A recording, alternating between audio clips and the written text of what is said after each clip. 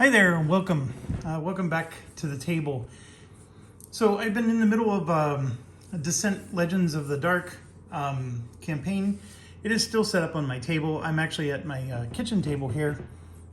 I've not recorded anything in well over a week, maybe even 2 weeks. Just been crazy busy visiting my son in college and just doing non-board gaming things for a while. But while I was gone, this game arrived, and I did get a chance to play this with my friends during a game night, and we found that the videos that are out there aren't very good. So this is one where I was like, man, maybe I should do a playthrough of this. So what I'm going to do real quick here is this is just going to be an introduction to the game. We're not going to do a formal playthrough, at least not yet. You know, if there's enough interest, maybe I can try to squeeze it in. My challenge is I started Stars of Icarios. Granted, that's a 30-hour plus campaign. Never finished it. Then I started Journeys Legends in the Dark. That's also a 20-plus hour campaign. I'm maybe 5-6 hours into it, and I still haven't finished that. And then now I have this. And then to make things worse, I mean, these are good problems to have, but ISS Vanguard, I got a shipping notice. That's arriving soon. And so, you know, I want to cover that. I really want to play it. You know, I don't care about you guys. I want to play it. And then Europa Universalis is on its way. So I'm suddenly got this huge influx of games and not enough time to play them. It's a wonderful problem to have, of course, but anyways, let's talk a little bit about V-sabotage. This game was formerly known as V-commandos, and I think that there was some kind of copyright issue, you know, because they changed publishers. The Triton Noir's not who originally did it, so they changed it to V-sabotage, but it's essentially the same game. Now, what they did with this last Kickstarter is they added a crap ton of expansions. Now, there's the Secret Weapons expansion, which you have here. There's the Resistance expansion. I have the box, it's just not in front of me. And then there's the Ghost expansion. And then on top of that, they added a miniature pack for the base game, and then a miniature pack for the expansions. So there's a lot to absorb. When you look at the base game is, I'm going to take away some of this stuff here. What I've done is I've tried to combine and consolidate my components. So here's the first thing I want to make sure I say right away. The expansions cannot be combined with the base game, at least not fully. And it is extremely annoying. And this game has a lot of bloat, which is what Kickstarters do, right? They add bloat. So let's talk about like what you need, what you don't need, help you to decide what you want or don't want. Because if you buy all of this, like I did, you're going to pay a good chunk of change. I have a YouTube channel that makes revenue for me, so I get to deduct this on my taxes. You don't necessarily get to do that. So there's things that, you know, you may not want to pay that much money. So that's something that, you know, I at least want to help you with. And then we can talk a little bit about like how does it play and stuff like that. First of all, it's a co-op game. You can for sure play it solo. I highly recommend it if you play it solo, just play it with all 4 characters. Some of the scenarios don't let you do all 4 characters, and we'll talk about that real quick here. So you have these cards which have operations on them. And so, for example, this is Operation Greatsword. So let's look at this one. So Operation Great, it's double-sided. Basically, you have this is your flavor text of what the mission is. And we are allied commandos, basically trying to sneak into a base. And it looks like, you know, naval blockade, you know, is not fully working. And we're going to go in and try to sabotage the battleship. So it's telling us to set up, basically, we're going to do 2 missions. And these are linked missions. So we're going to start at the battleship. And then once we complete this, then we move on to the central courtyard. And we have to complete that. And if we complete both of these, then we win the mission. And so This will have its own set of objectives, and so will that. And it's basically like playing two linked games. Like you could just play this by itself as one game. This could be another game, but they're linked together. And it's really cool. It's quite simple, actually. And there's rules on how, you know, the AI moves and spawns. And it's a stealthy game. It's truly a stealthy game. And there's alarms, and the alarms go off if you get seen. You don't necessarily want to be seen, but there's a lot of RNG in this game. Like sometimes, you know, you roll a die and it says, whoops, they saw you, and there's not a thing you can do to mitigate that. So, you know, there's ways to shut the alarm off again, but you can only do it so many times, and so forth. So when the alarm's going off, the enemies start to pour in, and you better get your mission accomplished and get out of there, or otherwise you're going to get trapped and killed and lose the mission. Whoops, sorry, didn't mean to bump the camera. So you basically have these two missions, and then it gives you, you know, again, a map that this side is the only pertinent information here is it does sort of give you an idea that this is occurring in France and then the time frame. But right here, this is a mission that's meant to be for 3 players. So if you're playing solo and you're doing Greatsword, you can only pick 3 characters out of the, it's a maximum 4 character game.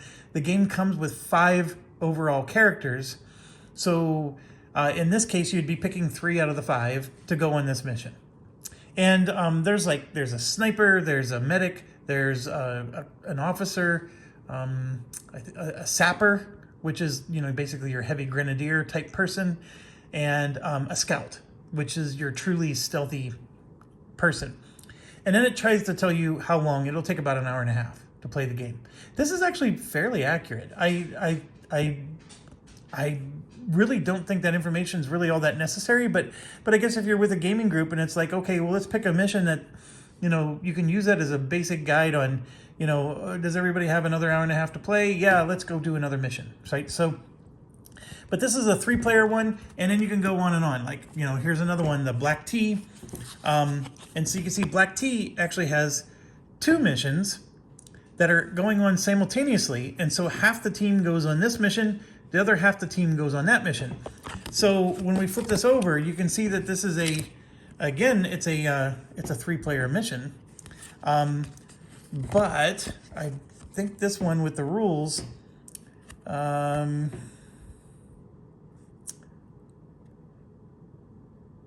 yeah, this is not the one. Like, one of them says it's a 3-player mission, but then when you get into the rules, it says you can use 4 players on this one. So these are special rules that apply. Like you can see Bridges has a special rule. And then you come over here and you look up the Bridges setup, and you're going to add a Mauser unit, blah, blah, blah. And over here in the fuel depot, you know, you got a special rule. You know, it's telling you to do that. So anyways, this is another one that's 3 players. And of the 3 players, you're going to split. 2 of them are going to do one, and one's going to do the other. And both of them have to succeed in order to do the final mission. And then they would merge together. So all 3 players would then merge together to do the final mission. So there's a lot of variation. And here's like another one where everybody starts together here, but then they split towards the end, and it goes on and on and on. And there's a shipyard one. I hope you're getting here's a nice one. They're starting together in the city, then they split up, and then they finish together at the church. Shooting Star. Oh, that's an interesting one. Let's see how many players that one is. Yep, and that's a 4-player one. And you can see here, it says 4 players, and it's telling you it's a 3-hour game. Which, that would make sense. There's a lot of setup and stuff going on with that one. Okay, so how does it work then? Well, once you set things up, because remember we said, you know, it starts, that one had the battleship. So right there, see, this is the battleship. So what you would do is you set up the mission. It's going to look exactly like this. And so you have these tiles here. We have, for example, this is considered a medium tile, right? So see how it's of that various length, and that's a medium tile there. Then you have a large tile, which underneath all of this is an example of a large tile. And then you have what's known as small tiles, which are these. And there's a crap ton of them. The game comes with a whole bunch, and then you get even more from the expansions. Now, the tiles are the one thing that you can combine from all the expansions. So what you see here in this box is every tile from every expansion. Resistance, Ghost, and the special weapons all merged together into one place. So you can see there's a whole bunch of large tiles, and then there's medium tiles on top of it, and both of them fill up the box right to the top. And then for the small tiles, I have 2 piles that both go up to the top. So when you're setting up this mission, the tiles themselves are just flavor. They provide no functional purpose other than the size. Like a small tile has specific rules. The medium tile and the large tile, they have rules that provide functional purpose because of the size of the tile. But if you know, for example, this here calls for a medium tile, and then these slash lines means it needs to be indoors. So there's the outdoor side, and if you flip it over, that's the indoor side. So the slash lines are indoors. So there's a building here, and there's another building over here. And then everything else is outdoors. So the way I would set this up is I would put this, for example, there, and then I would grab another one there, and then you can see there's a medium one in between. So just to showcase it for you, that would be indoors. There'd be another indoor setup, and then we would flip this one to outdoor, and it would be in between. And it would look exactly like that. So you can see there's this one here is indoor, that one is outdoor, and that one's indoor, and then it would go bing, bing, and bing. And then you would take another one and you would put it indoor here, like this, because there's another one there, right? And then you would just flesh out the map, and that's how you would set it up. Now you might say to yourself, well, this indoor built room doesn't look anything like that indoor room. You're right, but it makes no functional difference in the game other than just aesthetic to the eyes. So you can go through and say, oh, you know what? This room looks more like it would fit thematically with that, and then you put this one over here. Okay, that's your choice. It does not change the gameplay one bit. But they give you a whole bunch of these, and you can just flip them over and look at all the indoor rooms, and just pick any one you want. And like, look at that one. So like these two look like they go together, right? So I would maybe, do this. And then that looks like a more functional feng shui, type of situation, right? But I can't reiterate it enough. No functional gameplay difference at all. So you set it up, and then it has the various tokens, which we'll talk about in a second. Well, actually, let's talk about it now. You have, these are tunnels or trapdoors. And so what happens is the characters will appear on the map at a trapdoor. So this is where you enter and exit the game. So you come in through a trapdoor, you do your mission, and the mission, I believe, are these two things. It says sink the ship by blowing up, and it says 1 damage on each side of its hull. So there's one there and there's one there. I guess you got to blow both of those up. And then this is an actual trapdoor, but it's closed. So somebody has to go and open that trapdoor. So there's actually 3 in the game. And after you accomplish your mission, you have to also escape through a trapdoor. And that trapdoor is what connects this room to the next one. So let's say the battery was the next mission, right? You would also set this up, and then you would go through this trapdoor here, and then you would pop out at one of those trapdoors. And that's how the missions go together in scene. Now, if there's a situation where we were talking about where there's 2 missions and the team's split, then what happens is if this team completes their mission and goes through the trapdoors, then they wait for this team to successfully do their mission, and then both of them together will show up in the next mission and pop out here, or however the scenario works. So so you set this up, you put your little pieces in, and then what ends up happening is the heroes get to take their turns, and they take multiple actions on their turn. I believe it's 2, if I remember correctly. First thing is the rulebook is horrible with setup. The setup is not in the beginning of the rulebook. It's buried in the middle and at the end. and it's in separate sections. Like, they don't even have setup as its own section. It's horrible. F- on the rule book for that. The rules are there. Don't get me wrong. It's in there. But, like, there is no reference. There's no... Like, you can't just go to one place and say, okay, well, how do I set up the rest of the stuff? It is horrible. You know, if the designer's watching this, shame on you. I mean, this is a reboot of an older game. You could have fixed this. And that was just, it was miserable. Okay, the next thing with it is... So the enemies, the way they work is some enemies will actually be on the map. When there's objectives like this, the enemies will actually they spawn on the objective, but there'll be no enemy anywhere else. And then everywhere you see these trucks, that's where the enemies come in. And then this is the alarm. The alarm is currently off. If the alarm turns on, this little token flips over and becomes orange. Then these trucks become orange. And then what happens is when it's the enemy's turn and the alarm's off, one enemy appears at every one of these locations. So one enemy will go here, one there, one there, one there. When the alarm's on, it'll be two enemies here, two enemies there. And yes, you have a way of killing the enemies. You can do it silently, and or you can do it noisily. Obviously, if you do it noisily, the alarm goes off. If the alarm's already going off, then make all the noise you want, right? You do have the ability to go shut the alarm off and make it a false alarm, but it's only once per mission. So the moment somebody shuts that alarm off, if somebody gets detected again, then that alarm goes off and stays that way. And so you're constantly going to get two people.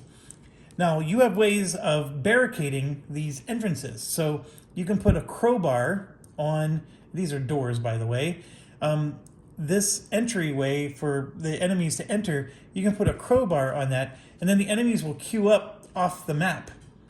And then basically they're trying to beat the door down. And once they remove the crowbar, and there's rules on how strong certain, like one enemy, basically it queues up 4 enemies, but one enemy counts as 2, you know, and so there's different rules there. And but as soon as that door breaks open, those enemies that are all queued up, they all instantly show up in the room. Now, your commandos can be silent and stealthy in all these small rooms. You can move from room to room and remain stealthy. You do have to roll a die. It's a 6-sided die, where a 1 and a 2 means you got spotted. So that's what, a 60% chance of not getting spotted. So that's how that works. When you go into a medium room, you can spend an extra action point. And by the way, everybody gets 3 action points, not 2. You can spend an extra action point to go into a medium room. So you can spend 2 action points to move into that room and then stay stealthy. Or just spend 1 like you would in a small room, and you basically don't care about staying stealthy. In these large rooms, no matter what, you become revealed. You can't stay stealthy in a large room unless you're the scout. That's one of their special abilities. Each character has certain special abilities. So, so it's a balance of, you want to move around stealthily. Sometimes you can just roll poorly and there's not a dang thing you can do. This objective is in a very large room. It's very difficult to go and mitigate that objective without making the alarm go off. And since we're trying to blow up the ship, you can't do that silently. So as soon as the explosions go off, the alarms are going to go. And so not every mission can be done in perfect stealth style. And so the stealth is necessary to keep the enemies from swarming you.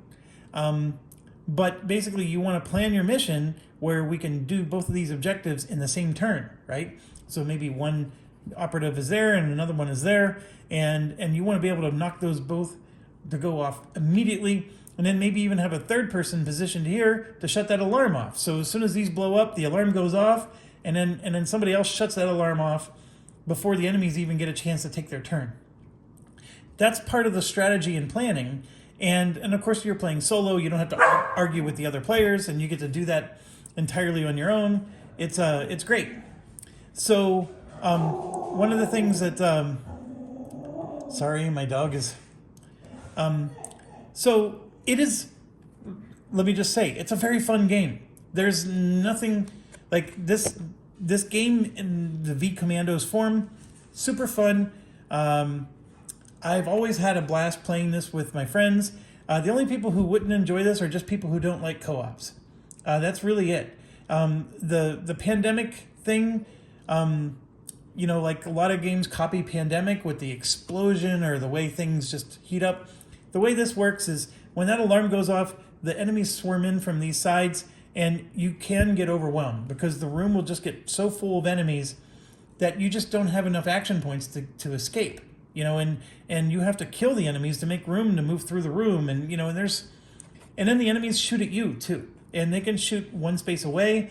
There's different rules around that, but enemies will come. They're deadly, and now how deadly are they? Well, that's what this number here is. So if you roll a 6-sided die, and they can roll one or more than one thing, and so on a 3 or better, they hit you. That's what that means. And then in a smaller room, it's a 4 or better. So you have a better shot at staying hidden in a smaller room or not getting hit. And then in these really large rooms, it's a 2 or better. So you're going to have a real good shot at getting killed there. So let's briefly go over some final aspects of this and go from there. First of all, the miniature expansion pack, you don't need it. It's just bling, and if you're looking to save money, you can cut this out of your budget without even losing sleep. The game uses tokens, and to be quite honest, the tokens work fantastic. One side of the token for the heroes is demonstrating that they're stealthy. The other one is they've been spotted. Otherwise, these are the hero ones. They're the brown color. And then there's a crap ton of enemy ones, and these are bagged by the different types. Now, they do give you, these are the player cards. So let me get those moved to the side. They give you spots to put them, but I don't like putting them back in. They're actually very difficult to pull out. Some of them are. That one, of course, wasn't. It made me look like a fool. But I prefer to just keep them in baggies. And then the other thing that it does is it gives you really nice, this is an MG42 nest. And so you get some nicer, bling there. All of its aesthetics, you don't need it. They give you actual standees for the doors, whereas otherwise they're just cardboard tokens. And here's an example of what the enemies would look like, or you would look like, right? So this side is you are spotted and the alarm's going off. Actually, these are like special NPCs, which is why they say what they do. And then there's the little trucks, right? And then if you flip it over, you'll see an orange truck right there. And that just means the alarm went off and so forth. There's also, this is an example of what a token looks like for us. So with the miniature expansion, so with the regular game, you'll actually have a picture of a German soldier. It's much nicer looking than this. This is just a token for, where did it go? We have oh, here it is. This is the miniature game board. So when you start a mission, you put all the miniatures on here. So there's going to be a miniature standing on each one of these. And then you have a bag. When enemies spawn, you draw out of a bag. And you're going to draw like a 2-pip token that looks like this. This is a 3-pip version, right? Which is these guys at the bottom. And when you draw one of those, then what you do is you put the token, on the board, and then take the miniature off, and that's what spawns. So it's basically, you need to be able to draw from the bag, because it's random on what kind of enemy shows up at which location. Now, the reason this one's not in a bag is because at the start of the game, all the elite guys are not in the bag. That's per the rule book. So we keep, I think, 6 or 7 of them that stay out of the bag. And then there's certain game rules that will add more in. And so there's a certain number you're supposed to have, etc., etc. So if you're playing with the miniatures, it adds a level of, first of all, it's very elegant. When you draw from a bag, and then you just take the token, you put it on the board, and then take the miniature and put it in the game, it works seamlessly and beautifully. Otherwise, you're drawing the token from here, and then these tokens would go directly on the board if you don't have the miniature expansion. And the one thing the miniature expansion, you know, like I said, with the human players, they give you a miniature for when you're a commando, and they give you another miniature for whenever you have a German uniform on and stuff like that. It's a little bit of bloat and excess. The tokens are beautiful because, you know, you have one side up when you're invisible and the other side up when you've been spotted, and it works great. Now the characters themselves, like for example, this is the sapper. Basically, like I said, you have 3 action points. If you ever take wounds, that's what this little -1 means. So you would cover these up, and now if you have 1 wound, you only have 2 action points when it's your turn. And then this is what they can carry, and then these items you see in you know, in the background there. Well, first of all, that's their weapon, and then these are items you start the game with, and each piece of equipment has its own set of rules. The sapper, of course, is going to start with a grenade, and I believe this is a timed fusion bomb. You know, this is the kind of thing you would need to blow up that battleship, right? Because you can see the explosion there. And then you can also, well, I'm sorry, it's TNT. It says it right here. And it costs 0 AP to place a TNT charge. Normally it costs 1. If you flip this over, he starts with different items. You can see he only has 1 TNT charge, but he starts with a bar weapon instead of a pistol. Over here you can see he has a pistol, and it only has 1 little pip on it, which means he rolls 1 die. Over here he's going to roll 3 dice. So his weapon is much more powerful, but he starts with less equipment. And so that's the thing. And then you got the sniper here. You know, this one here is going to cause the alarm to go off, but won't make the sniper visible. So there is such a thing as the alarm's going off, but you're still invisible. And then has a grenade. This side, the sniper starts with just a Springfield, and then has special abilities here. So it goes on, and then there's multiple cards with different art on them. There's the art that came with the original game, and then there's art that matches the new miniatures. So you got, like I said, it's more bloat. So putting all this away and putting these back, I'm going to talk about one last thing, which is the different expansions and are they right for you or not. So we'll get into that real quick here. Oh, one more thing. They give you this wonderful player aid that goes over the equipment and what every piece of equipment does. Now, I have 2 major gripes with it. The first one is after all the playtesting that they did, this is the English one. The Panzerfaust is written in French. Completely. And they have a French version of this player aid and an English version, and they both have French here. So this was horrible QA testing on their part. The other thing that's horrible is you need to know, and where's the rule book? Oh, it's here somewhere. I'll find it. I really will. You need to know, okay, what do I do on my turn? How much does each action point cost? What can I do? What can't I do? And the answer to all those questions is on the back of the rule book, which is great. But every player has this wonderful player aid with all of this empty space on it. Why couldn't you put the AP costs of all your actions here so every player who has one of these can see what their actions would cost them? Instead, we have to pass around the rule book whenever it's their turn. Stupid, stupid, stupid. You know, they put all this bloat in the game, but then they missed a perfect opportunity to give people very useful reference guides. Huge F- on that as well. I'm very disappointed in that. It does say, what it costs to use an equipment, which is great. Like it even has a nice little reference on what you need to do to use the equipment. But there's equipment, using equipment is just one action out of like 15 choices that you have. And It was very poorly done. They could have done much better. It's a very nice. Look how big this player aid is. There's 4 copies of them. So nicely done, except it's missing the pertinent information that it's supposed to have.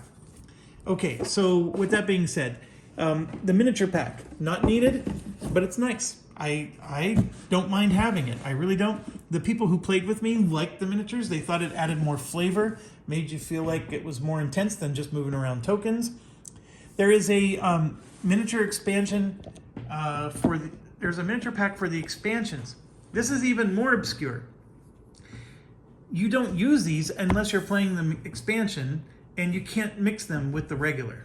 So you have to keep them separate, and there's nothing you can do about it. It's just something you gotta deal with, and that's a big problem. So basically, I got this other set of miniatures that I have to decide which expansion am I playing with, because remember I told you you can't mix the expansions with the base game other than the tiles. So let's talk about that next, and that's the last thing I think we're going to cover. With my quick overview, which I'm 31 minutes in on this, but that's my quick overview of the game. So the base game by itself is basically V Commandos, which is the old game that has been out of print for a while. V Commandos is a great game. So if you're wondering, is the base game enough? The answer is yes, absolutely it is. What about the expansions? Well, there's 2. Well, there's 3. So we have secret weapons, and then the other one, which I apologize, the box is in another room, and I'll even explain. The game comes with both French cards and French components and English components. So what I did was I took the resistance box, emptied it out, and mixed it in with my ghost box, and then all my French equipment and components is in the resistance box, and then I just put it in my dungeon.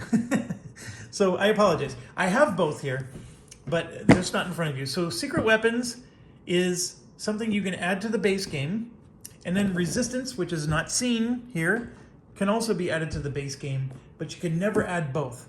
It's either or. And that's the one thing you just got to understand. Now, what's the difference between them? Not much. This has certain equipment that they, you can add that equipment to the game, by the way. You can mix all that in. This just has some of its own missions. So let me show you. I'm going to open this up. It's got its own little rule book, and it's not very thick, just a few pages, because there's not much that it adds to things. It does, give you this concept of a Goliath and things like that. But there's really no extra rules other than it adds a concept called a paratrooper, which is an enemy unit, and that, of course, is what the expansion box does.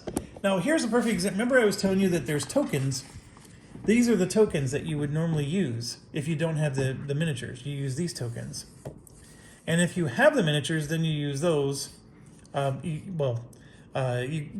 Basically, you can draw them. These are the super elite guys, and then these are the regular ones. And those are all the German units. And then you can see the player ones are here. And so, again, I have the miniatures, so everything's represented by the miniatures, so I don't even need to use this at all.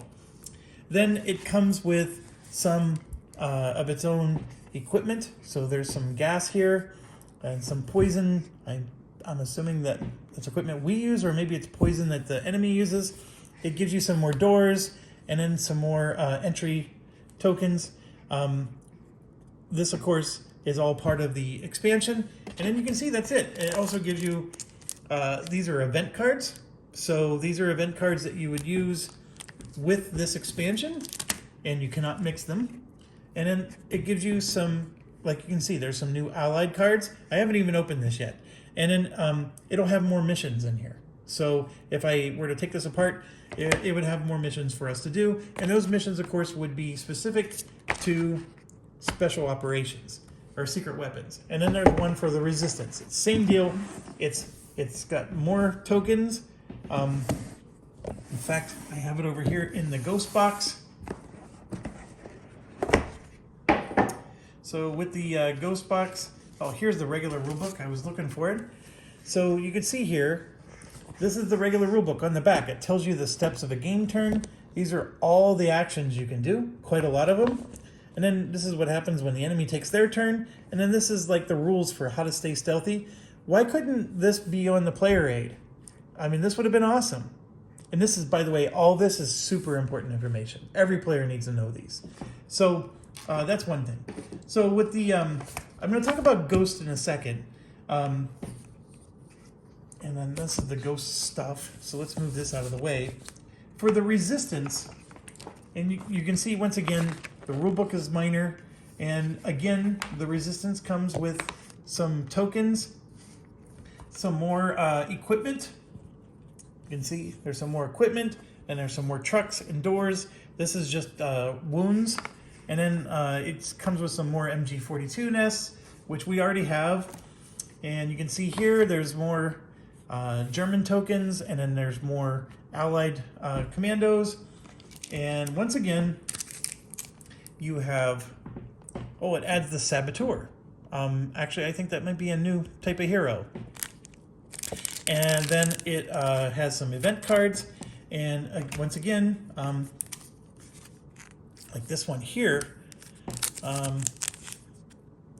Annika is another type of, like, so this is a, because it's the resistance, you can see it's got, this is a German, see the colors in the background? Is that German or is it Belgium? I'm sorry, I'm really horrible with my flags. But basically this is a civilian who's resisting, you know, the occupation. And so you can play as a civilian instead of a commando.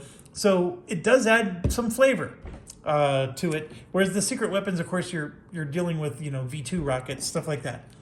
And yes, it's going to come once again with more missions and so forth. So each expansion does come with stuff that you can definitely benefit from and use. So the answer of, you know, is it worth the money and all that stuff, that's up to you, because like I'm still playing. Look, you can tell I haven't even opened the cards yet, and because we're still playing the base game, and it's given us plenty of enjoyment without needing to add the expansions. I don't want my friends to be overwhelmed with the rules. I want them to understand the base game before we start throwing in the expansions. But the big thing to understand is you cannot play secret weapons with resistance. It's one or the other. So that's the big takeaway. Now, I've been avoiding Ghost. Ghost is, if I were to recommend which expansion to get, I tell you to get Ghost. Ghost is the #1 expansion, hands down. And, you know, obviously it's a subjective opinion, but I'll objectively try to tell you why. First of all, Ghost can be played with the base game or either of these expansions. So if you play secret weapons with the base game, you can have Ghost. You can have resistance with the base game, you can have Ghost. You can have the base game and Ghost. So Ghost does not go away. You can have it with any combination of games. Now, what is Ghost? What Ghost is it's a campaign. So I showed you individual missions, which might have some linked scenarios, like linked missions, etc. Ghost is a full-blown campaign. So I might do one mission that has several scenarios, and then whenever I finish that, I then am linked with other missions that have even more scenarios. And so you're going through a whole campaign of missions. And so what they do is they give you player aids. You can see that here. So I have, like, for example, this is the commando. And so you would put your card here of your commando, and then you earn what's called experience points. And that's this. See these cards here? These are experience points. And so, like, this is easy prey. Every time you shoot, you get to replace a die with a red die. The shoot action includes throwing grenades. And so this would be an experience ability that you add to your commando. So now, in addition to his regular abilities, he's now got these extra abilities because he's gained experience points. And that's what, so you actually level up in this game, and you do, and then like here, you can see that's we're getting into some of the resistance situations, where you have civilians that are involved. Or, I'm sorry, this is secret weapons. You can see the secret weapon in the background, right? Anyways, there you go. And this is the resistance here, because you can see there's that same character. So all the different characters are represented in this game, and you have, basically it's a player aid, not a player aid, a player mat that everybody gets to use. And there's rules for, as you successfully do your missions, they level up, and then they get these experience cards. There's a whole bunch of them, as you can see. What you basically do is you shuffle them, and even though I haven't opened it, I've definitely read the rules to this. You shuffle them and you draw so many, and then you have spots for 3 of them, because you could level up 3 times, and then as you draw more, because you continue to level up between missions. And then what you do is you just draw more of these, and then you can replace the ones you have, because maybe, there's some in here that are better than others. So that's Ghost. I highly recommend it. The experience, or the way because like I said, it has a campaign mode, which to me makes the game a whole lot different. It also adds this thing called True Solo. So you could play with just one commando on any mission, even if it's a 4-commando mission, because maybe you're one of those people like, I don't want to control multiple heroes. You can truly control just one, and then they add this concept called a luck token. So you draw these out of a bag, and basically you use them to assist you, because you're at a big disadvantage by playing by yourself as one single commando. So these luck tokens are like giving you advantage that you can play anytime you want, that gives you an edge to get you out of a situation. And, and it's what they call it lone wolf mode. And so you can see here, when playing in lone wolf mode on 2 levels, play the enemy phase on all levels, including if your commando ended their turn, etc. And so this here is a whole page dedicated to lone wolf mode, and if you're playing a regular number of commandos for the operation, so what's the regular number of commandos you would normally have? So if you're playing something that would normally have 4, you're going to draw 6 luck tokens. And then the number of Lone Wolf experience cards, changes, and then the amount of equipment that you can choose changes. So it does explain, how to set it up with the expansions, and you can see with the secret weapons or resistance. So remember, it's one or the other. You're always going to add an extra gas barrel, etc. And then what it gets into is it actually has campaigns in the book. So and then here's another neat thing. It has challenges. So for example, in combat, for 2 stars here, you got to eliminate at least 8 enemies with a gas barrel. Here for 7, 2 or more commandos in critical condition have been healed in the same turn. So you meet these things, and then you circle the number next to the challenge. It only gets counted once. And then in the medal section on the next page, check the number boxes corresponding to the sum of the number circled, and then you can win the medals. And so let's go over here, and you can see there's medals over here, and the King's recommendation for brave conduct. You got to have 1, 2, 3, 4, 5 boxes checked there in order to get that medal. And so every one of these that you do is like, this would let you check 4 boxes. If you get a commando with a silent blue weapon and did not use it, right? So you get 4 check marks for that. And you basically have to add them all up. You start at the top and just keep working down, and you keep earning more and more medals until you get to the Victoria Cross. So this is a little cheesy, but it does add a lot more flavor to it, and it's part of the reason why I think Ghost is just hands down the better option. And it does have, like it says, it has some bonus commandos here that you can use, and anyways, it's just, helping you to understand, because there's some commandos that was used for secret weapons or resistance. But anyways, I know I've gone on quite a bit here about this game without actually playing it. I probably could have played a game in the amount of time I just spent talking. But It's V-sabotage. It's not a bad game. It's very, I don't want to say it's very, it is different. It's what I was hoping that Sniper Elite would have replaced, because I did have a copy of Sniper Elite, and I'll be honest, I didn't enjoy Sniper Elite. And I know the designer of Sniper Elite is a really great guy, but Sniper Elite really fell flat for me. Sorry about that. That was the board game box, not me. Sniper Elite really fell flat for me. This V Commandos does the sneak in and sneak out concept, in my opinion, way better.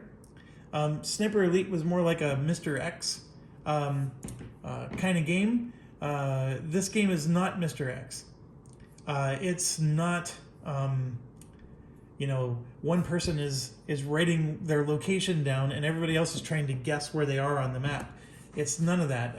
This game is 100%, we know we're stealthy, we know where everything is, and yes, the game swarms you. That's basically how you lose, is if you take too long, or you make the alarm go off too quickly, and you don't have a good plan, or you don't use your equipment wisely, the game will swarm you and you will lose.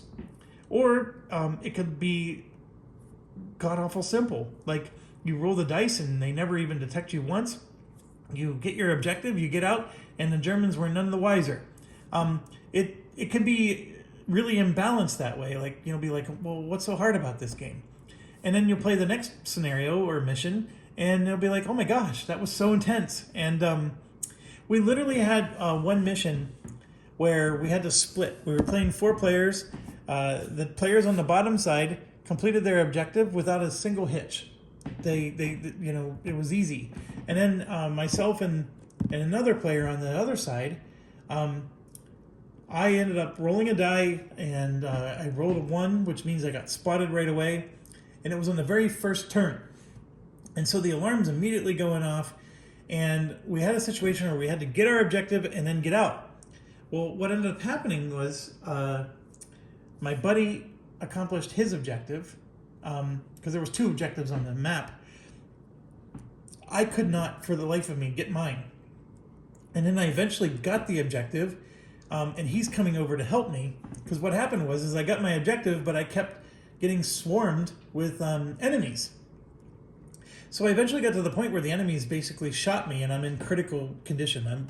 And basically, critical condition is all your life points are gone, and if nobody heals you before the end of the next turn, you die.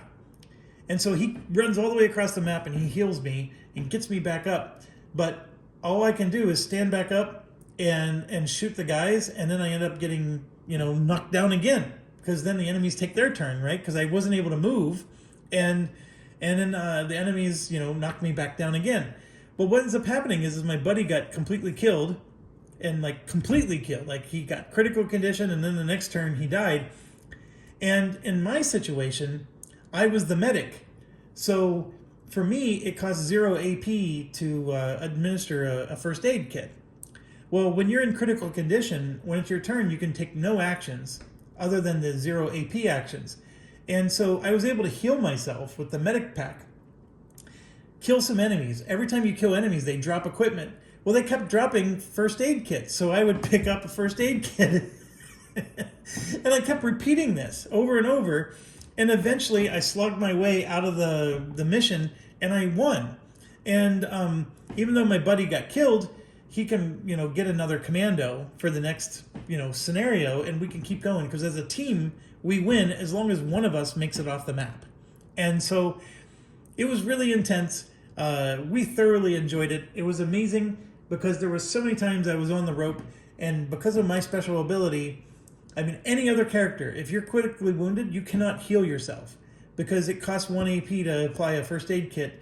I was the only character that was able to do that, and it was just like the only thing that saved us. And so it was very wonderful. We were talking about we really want to do a campaign, and that's why Ghost is to me the top most interesting thing. Secret Weapons and Resistance, to me, it's just when you want more flavor and more missions. That's all it provides. Whereas this really does change the way you play. and gives you the concept of those medals and achievements as you just saw. V-sabotage, I do recommend it. I don't think it's for everybody. I had one buddy that was like, Jeff, I'm totally okay if you pick a night where I'm not around to play this again. And it's because he doesn't like co-ops in general. People who aren't into co-ops are not going to be into this. It's just that simple. This is a co-op, I don't want to say masterpiece. I don't know if I go that far, but this is one of the best. Like if somebody were to talk about what's a well-designed co-op, this is it. This is one of them. You know, there might be a few others. Like Pandemic is one of the originals, and everybody copies it. This one did not copy Pandemic. It's got some of that same element of, you know, you get swarmed and whatnot, but they did their own thing, and they really deserve recognition for that. They came up with a great concept of a co-op and a stealthy one at that. So anyways, I might do a playthrough of this, but like I said at the beginning of the video, I am so swamped right now, and I've made so many commitments to play other games. You know, even Dungeon Universalis, I never finished that campaign either.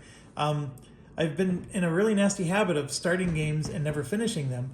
Now, granted, the games I've been starting are these big, epic, 20-plus hour, you know, campaign games. But anyways, thanks for watching. As always, stay awesome and stay healthy and safe.